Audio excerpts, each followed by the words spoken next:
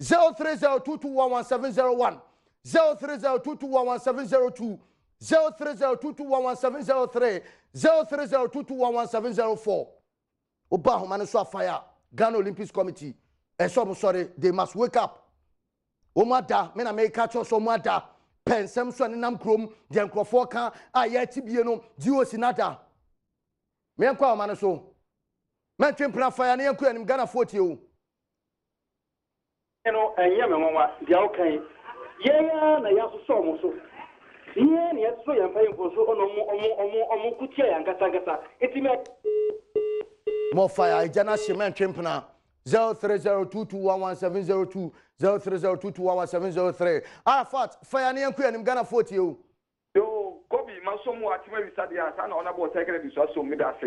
e bisa Ghana Olympics Committee ni se enti e wo ho say ohodia omo yenti omuka because yenti fi second Olympic team committee yenti omuka Kobi unte na de ya wada waspa say wakofa asemi aba yakofo nhia papa na omo ya adwuma me da se meko no bi aba ta mobi mra mybet.africa Boatima fire na yanku anim Boatima bra fire na yanku anim more fire Ekwia Boatima Lampard fire na yanku more fire Ghana Olympics Committee menunu mensa edano Ahumano di ehwamo kakra ba do betimi afre 03022111701 03022111702 03022111703 Apirugu Chakapama fire na yanku anim Ghana 40 o Kobe Stone or Komankra coach number 1 coach ni more fire Kobe Stone I think say yenim Uncle Ben yenim di obetimi aye Hamtamenje the Shushan say Umbra out yenim say Uncle Ben nunu mensa yenim ejuma odi yenim di obetimi aye yenim so tinane na so but Umbra out say be ya Ghana fo be hu e de e ko because yare na nya yare eda from Koyi Kobe Stone to awotuma so more fire Hamptamen Jensen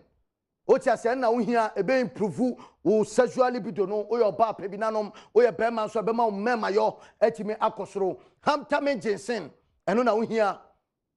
nunu mensa obia ni madwuma betimi aye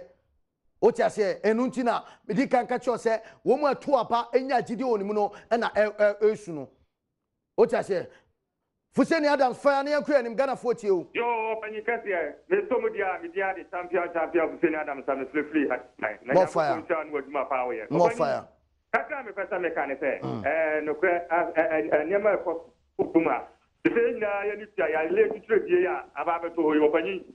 bikia ya pasa so de me tona se na pani so asabe o studio ho ya mata o ya kan ho oh more fire ejano Shishi lines no Otiase Belmont from Bell Beverages Doctor raised to the power 7 Dr. Skasa fire na Ghana 40 more fire more fire maju omso ya kan say obeji osia obi ase owura benunu mensa de obi agini di pa oba ya ohwe modem a obo a ne nyema nyina de na gwam yi papa ye betru mu ka ho no omutoto nyema sa de nyema betumi akon de ama because edu ba bi na adwuma no na ese omu hwe se ombetumi apekepeke nkofo ombetumi akwa jira ombo na nema ibi pa betu omu nyina de da ekofo de da masa simu sole am nkofo ye yi no a moti o ise mu twa ma nema akwaje nsam ti owura benunu mensa de ye befo na baso no akasa ni sika kwa no ni sponsor do eja me yanku anim ekua Boatima Lampard fire na yanko Ghana 40 o Lampard me yanko to aso na yanku anim Kobi so ma me to asa tin se o je benunu mensa nti no ba wa appointing call for no ma eden eye ejuma no so mo bua papa mi de bia me ka se onu kwa na ho odi ntimi ka na ho odi ntimi aka do think say obe man call for ni bi ejuma so ma eden mo nya nti no hwe de wi ase bi coronavirus atie si wi ase afa na nyina kan say Tokyo 2020 no so ba na this I say ko say bo they should come out and let us know say competition e kwa na say ye nko na nyina ende Oja me yanku anim Kofi to aso na yanku anim fire Ghana 40 o more fire so we maso ka so ayo city me bo ba so ma power e kan se mpedifo in kom beto obe omuhia batu na kom ka se e to mo be dadia tam gidi se obi abeto mo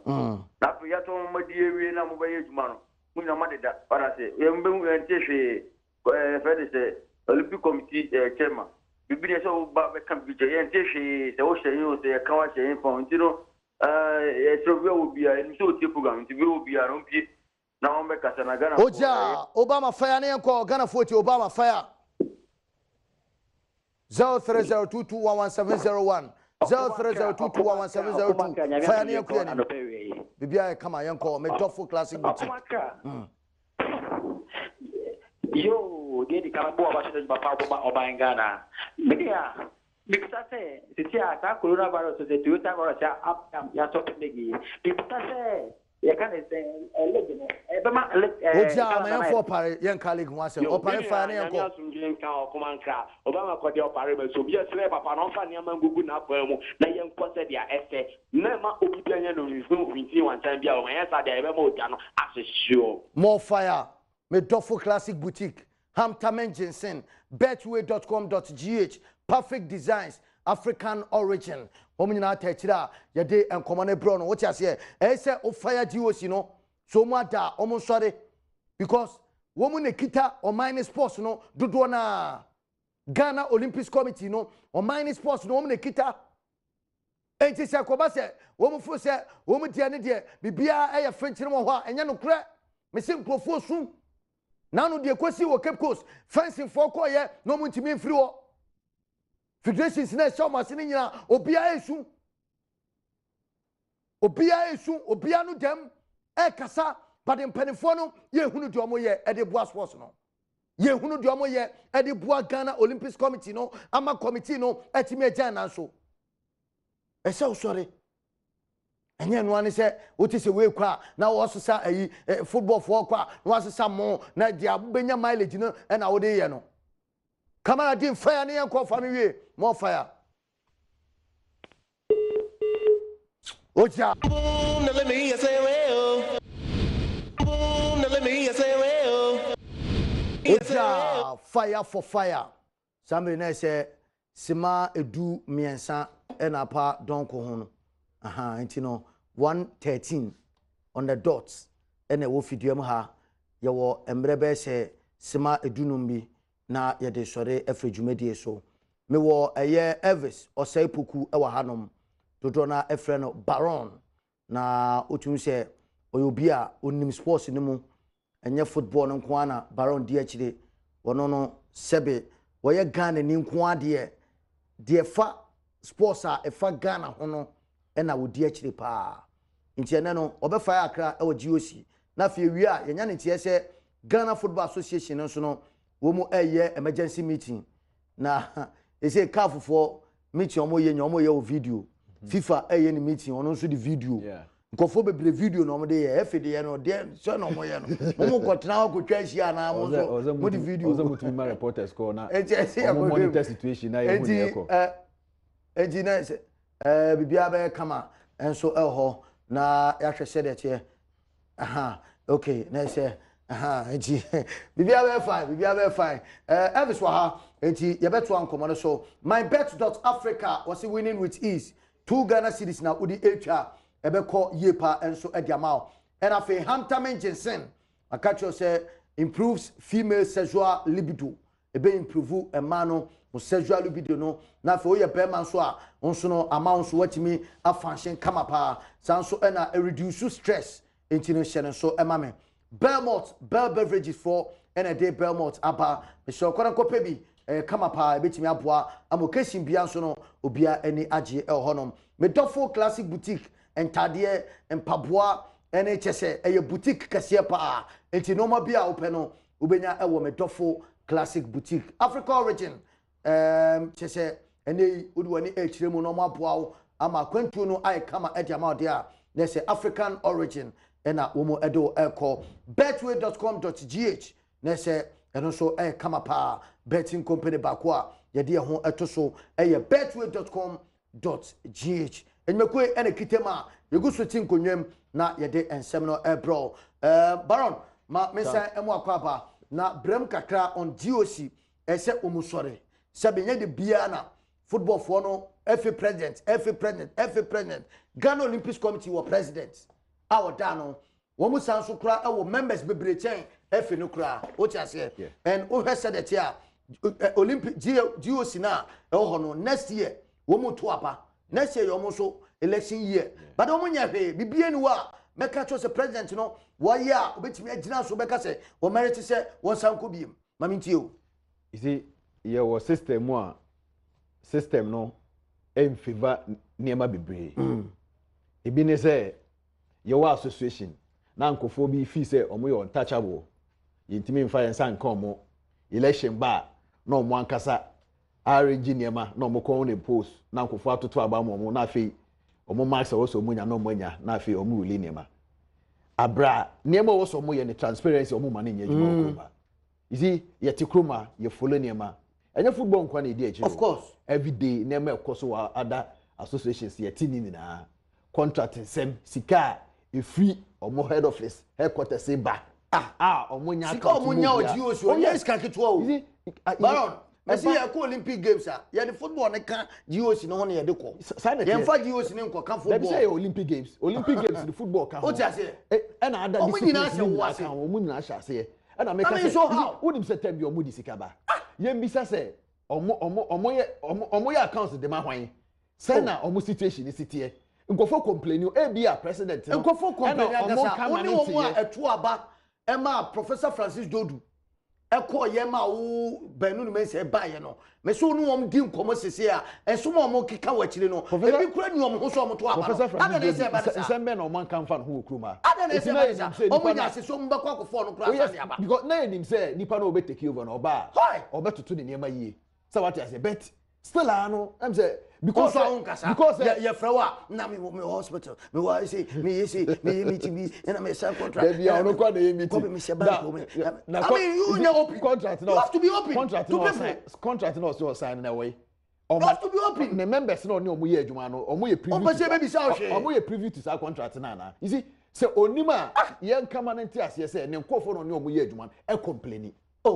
I just say Ghana Central for the complain. Then call for no more year. Omo na be kan nsem ne kire yen. Fantastic. So what you say? Fantastic. If you say Professor Otenase no making near or toto the niema yi because you see say na Professor Francis Dodu ho na niema nko yi na if you say ye to aba mo bi foforo aba na untwa wo tam wie kra mo wie but omo no ho kra say omo to aba me sure say next year ya say election be koso you must be aware. Enti I was saying nkofo so value omo ho na omo challenge no because oba no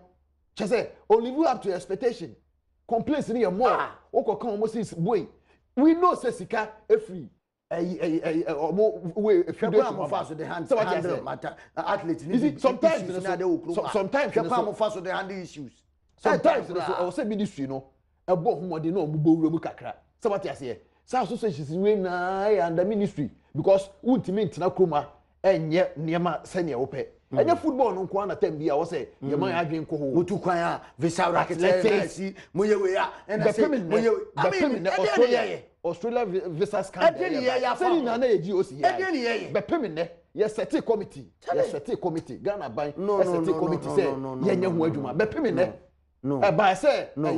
honorable Ekwadwo Baajima wonye bibia Pius Enam Hazide ono so nya bibia be to nya bibia ne yenim say because eti de ade na course na de no mo me hu nkofo no mo ye eti say executive council ko be bi e board ye executive ko GFI ye executive council omo take decision say be anya ket ES okreku kwa na go take decision o ye wo Randiabe ye wo Duo Safo ye wo chese Fred Achinum omo na aka ho e no mo take decisions enti sebi what board no so na office o no ye president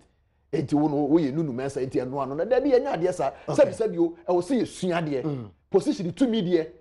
untimi di tumi an kopim se wiase be se ene na wo ho a o cha na obi foforo won na ni nse nyantachi ni wo nyantachi bi beba na oni ho o se ne mmere so a on de be chi obi foforo bra ene nyantachi wo hefa enti sa na tie enti ne ye kan se papa no make sure so betutu ne nema yie na office ne on na ye president o control nema otimi ye ni opa emre bi bedu na oni ho bio ne ho na nkofo be refer no ne nema wa ya na enye no e ho na ye na be refer no fantastic enti Elvis Oseipoku na ote ne ka no Baron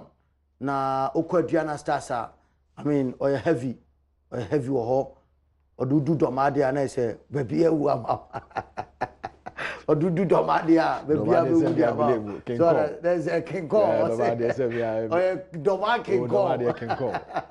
but news be by said monaka so Arizona ba minim say Ukraine say afena manya sa info no say Edmonaka Arizona nyame adoma be san edi ekire okọ Madina Estate Junction so wa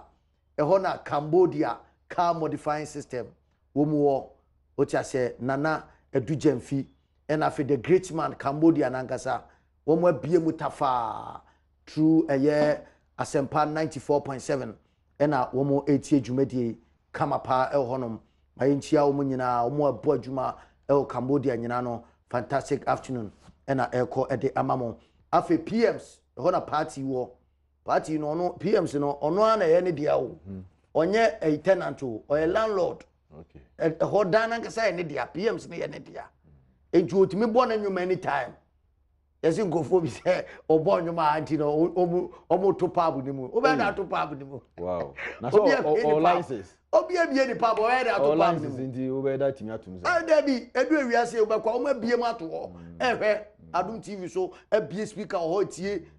na obe da atum esu obie mu ye de mra na ye adwuma ye de mra na ye adwuma onso de mra na ye adwuma oje licenses okita ne licenses and so onye tenant or landlord if you ra party PMs na yo no ane dia okay oh enti no sa story no kra de mbogu bara ma memra ho na ye hwe GF no eye chese ene ye so mo ye emergency meeting agenda na ye den agenda ni ye coronavirus ya ni way forward they say they will because of your meeting yeah say corona no dey nsem ba but you see very necessary aside say nei president amaye to bibia sheda ayi na ye nim da ye ba back no I think say wo association na wo say mutimisia na mo so no mo ankasa within mo ankasa mo association no mutimi taking mo decisions na mo hwe the way forward because you see ye na say bring back the love football no etikodae and then they bring back the love yet me about 15 matches division 1 for so airborne division 2 airborne and ba airborne mo de qualifier say koso nanka Ghana ni Sudan eba be home na away but issue na eba iti na ma bibia akọ iti ehwo behia sempan fo beti behia I know say executive council right omo ne executive council ni na ehia na afi omo team take decisions you see na ye be kan say your issues be brave away football mu we say omo make sure say omo betoto omo ne ma ye die na ye na ye a preventing say na be ya yare ne entre because any ebinim ka say cases na say ebinim ka say yes and I make say you see sometimes you can say twen ema president bibi you see football carry numbers so what you say bianca start here na bianca f4 no can say fine because the way they am see kono you try say be a bit but omojai and I make say president na kan and na dey omojai but you see and I make say football no carry numbers okay etie bianca f4 football no start here as a president fine fantastic me nka sorry na ka matuche e dey ma administration so what but all the same no and they sorry for so atia kwakoda obo night club near there obi atia kwakoda ni na ni yie de mu na yepe so what you say oko other countries are yare ni kunkrofo Italy e dey nipa 200 obo hu na omawu but fortunately for us na ye no ha no entimi enyesa entini na ye kan say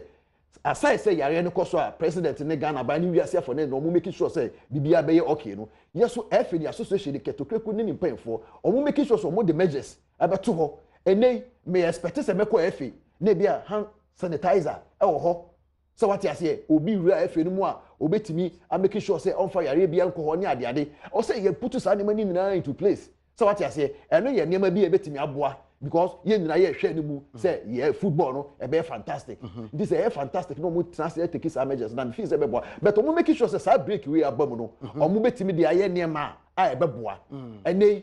disciplinary issues be bre na ekoso me de ma force me team ho ase Olympics for kra o mu awini case no o mu so o mu team ho ase ene enti e ba che say house of folk for so e ba be lose points enti e ba che say kotoko e be lose points enti e ba che say techman for e ba be lose points wonders enti e mi say ho say de na ekoso meaning say there is something going on now e wrong na ma bia nko yie say clubs ni nyina at forta meaning say bibia koso enye intimidate na make kan say efofo no omo make sure so omo besi nkondwa na problem bi e wo football no mu ade bi e wo so omo ye omo nyeye no ene ne ochene ye omo make sure so omo betoto sa ni mani na say ne be ya ochena ye kwa start football na bibia be fine ene headline sponsors de bia na ye kan mo pɛ headline sponsors mai o mo pɛ headline sponsors mai be pim ne bi mai say na uti Oduro Safo mi ti Oduro Safo kasa ya ne ade but you see or executive council member enti obe defend no ho obe defend na association no be say bi o ya so ye wo system ni mu a ye monitor ne ma ye make sure say bi be fine me ti say Oduro Safo kasa embra no edu ba bi na wo say omo take over no na wo say omo try no omo gi ne ma bi tu na bia you see me tini ma bi ase wa me ma bi ntoma so na dey na mo ye dey na mo ye you see meaning so mo hu say na problem ho e di wo fi say problem ho wa dey na mo make sure so mo be sa nya mani nyina kwasi sika and na kwasi apia so ne GFA ni ministry so twema so ma ti say sika adwuma ne dey nti a say contract ne san na ye den no coach ye dey adwuma ne be ma different coach omo person omo gi ade ne mo bi foforo omo person omo gi free sika nsem ne mo reasons ne dey ma ti say adwuma no se dey ekọ no wa hwanye sika no me it reasons ne ye dey omo se ebi so na sika se ma dey for that ministry no ebia na ba ko ne de ne be ye offer ne be ye chen sika dey no reasons ne she that by no mo fa sa de ne ba kuro makra sika na be ye adwuma no for the next 2 years sika ni Duncan sa ma no ko ofu abuchi ba no kra se hwan no no kwa yi no on e hia no because mo person mo de ade na ma da you see yeah sorry right yeah honorable Kumi Frank Ukupiem Odoma Ababredazi on Edoma Hene protocol officer. Okay. Yeah, formerly no DC Odoma East. Okay. Or Shejumadi ni tiba yo on skindu. More Odoma. More fire. Next Barona Otiene Kano na bibia kama ewa hanum oti ase. Enti no yebe so enche na dwumedia ka enso atoa so enso ediamao. Ye fanda se ma Sergio Manucho producer super extraordinaire. Enafe George Adudunya senior most logosu and the team and they etime eboaye meeting Eddie Kobe Stone or Kuman Crab